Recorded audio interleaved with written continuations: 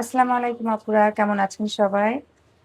গরমে বোধহয় সবারই নাজেহাল অবস্থা, সেম আমাদেরও। তো ভাবলাম এই গরমের জন্য খুবই উপাদেয় একটা সবজি আজকে আপনাদের রান্না করে দেখাই। গরমে কিন্তু ডাঁটা সবজিটা খুবই ভালো, এটা শরীরের জন্য, শরীরটাকে ঠান্ডা রাখে। তো আজকে আপনাদেরকে আমি দেখাতে যাচ্ছি যশোরের স্টাইলে ডাঁটার রান্না। বড় মাছ দিয়ে কিভাবে ডাঁটাটা আমরা ঝোল করি যশোরবাসী, এবং খুব সিম্পল কিছু উপকরণ দিয়ে সেটাই আপনাদেরকে দেখাবো। আশা করছি ভালো লাগবে। আর দেখতে থাকেন আমার পুরো রেসিপিটা। আমি চুলাটা অন করে দিলাম।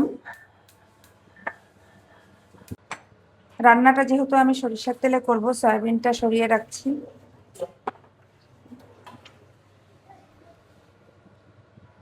এবার কড়াইয়ে সরিষার তেল দিয়ে দিব মাছ কষানোর জন্য।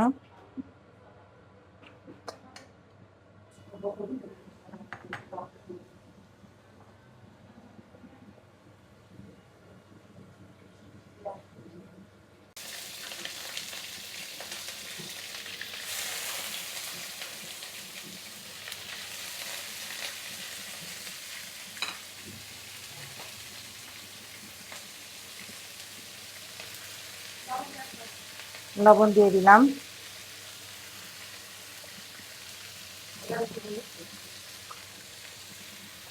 এবার দিয়ে দিচ্ছি হলুদ।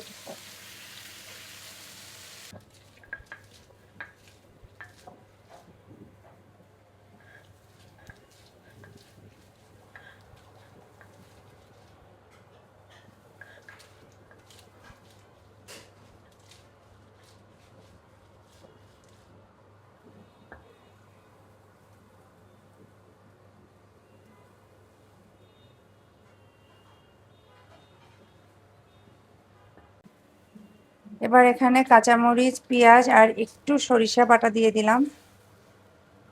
ও হ্যাঁ, একটু রসুনও আছে। এটা দিয়েই মাছটা কষাবো।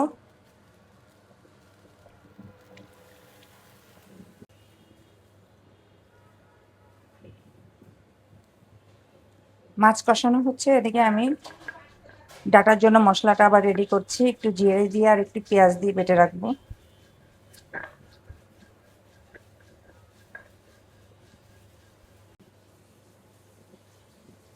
এবার জিরার সাথে সামান্য একটু পেঁয়াজ দিলাম, দেখেন কত সামান্য।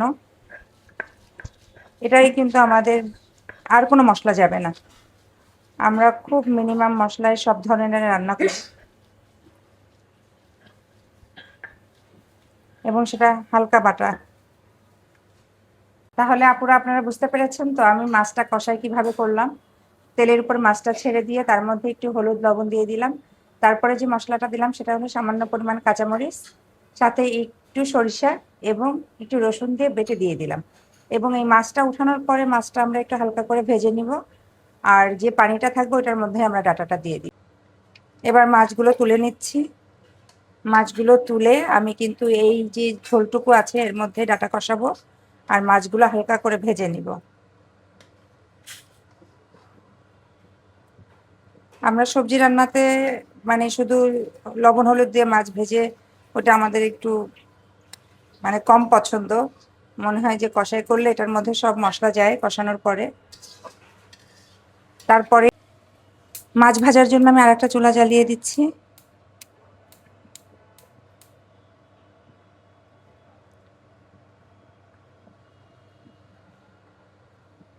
আমার অল্প আঁচের জালে রান্না করতে ভালো লাগে না, তাই আমি কিন্তু আমার চুলাতে আবার ওই যে মানে জাল বাড়ানোর জন্য কি একটা লাগিয়ে দিয়েছে আমার মিস্ত্রি।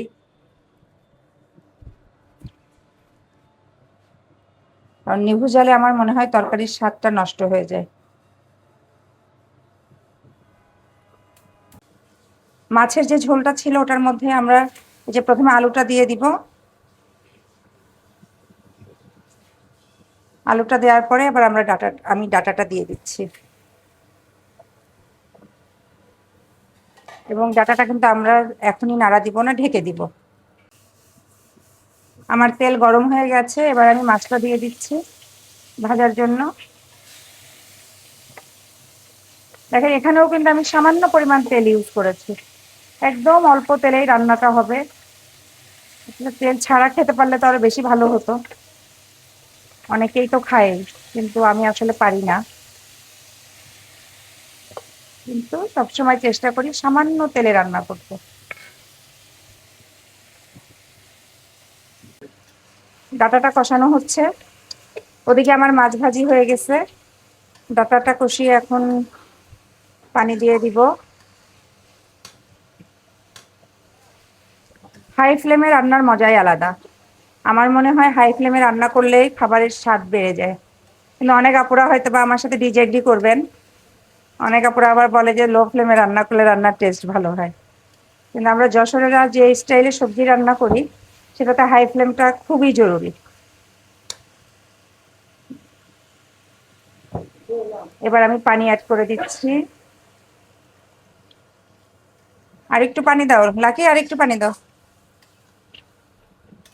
পানিতে বলক চলে এসেছে। এবার আমি ভাজা মাছগুলো দিয়ে দিব।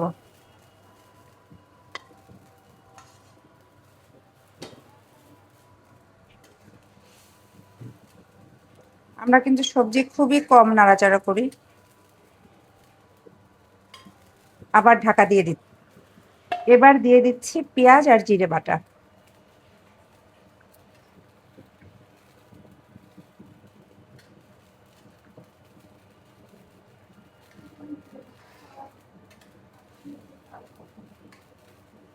সবজি অলমোস্ট ডান, এবার চুলাটা অফ করে দিচ্ছি। এবার আমি আর একটা পাত্রে সবজিটা ঢেলে দিচ্ছি।